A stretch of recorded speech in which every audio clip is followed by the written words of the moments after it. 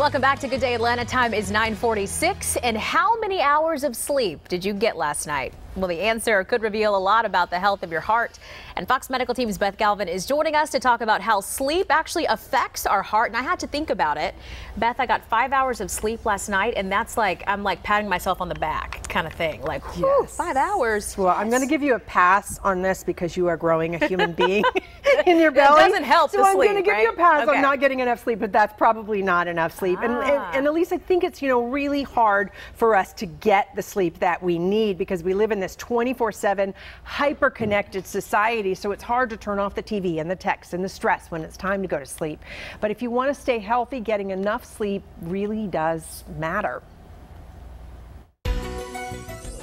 If you can't get through the day without constantly having a cup of coffee in your hand, you're not alone. Here in America, we run in constant sleep deprivation. It's well known that Americans don't get the hours of rest that they need.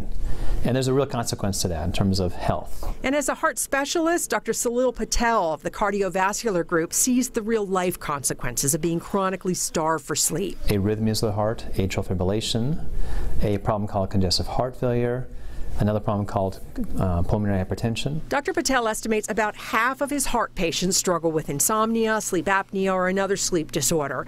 And many experts recommend we get at least 7 hours of sleep a day. But most Americans don't.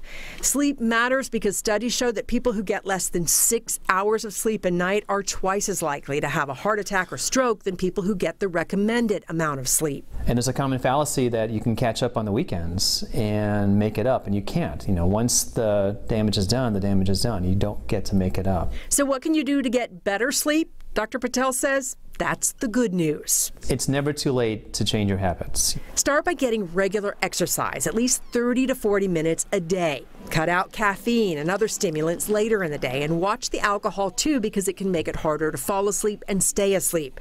And give yourself some time to wind down before you go to bed. If you're using electronics later in the day, try to put those down at least an hour before you're ready to go to bed. Finally, if you can, cut out those daytime naps. If you are going to nap during the day, the experts that recommend 20 to 30 minutes maximum to try and just recharge.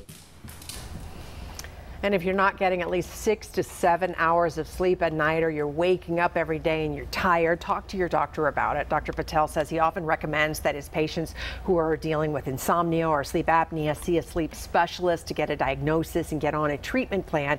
And he says they often come back to him feeling better with fewer symptoms and complications, their heart's looking better. So, that's telling. Yeah. Yeah. Telling. So we talked about too little sleep being bad for your heart. What about too much sleep? So there was actually this Greek study that was published last month that said that people who get more than 8 hours of sleep have some of the same problems of the people who heart problems who get less than 6 hours of sleep. So that sweet spot is really 6 to 8 hours, 7 being, I guess, nearly perfect. Okay, so what about you? I spilled the beans on my sleep. So I do pretty well. Like, I get enough time, but I'm waking up almost every hour. I don't know why, but yeah. So it's interrupted. It's interrupted. Yeah. It's not great quality, but it's a little bit. I'm making it in the quantity. You need to work 6 to 8 hours. That's the goal here. 6 to 8 hours. All right, Beth. Thank you.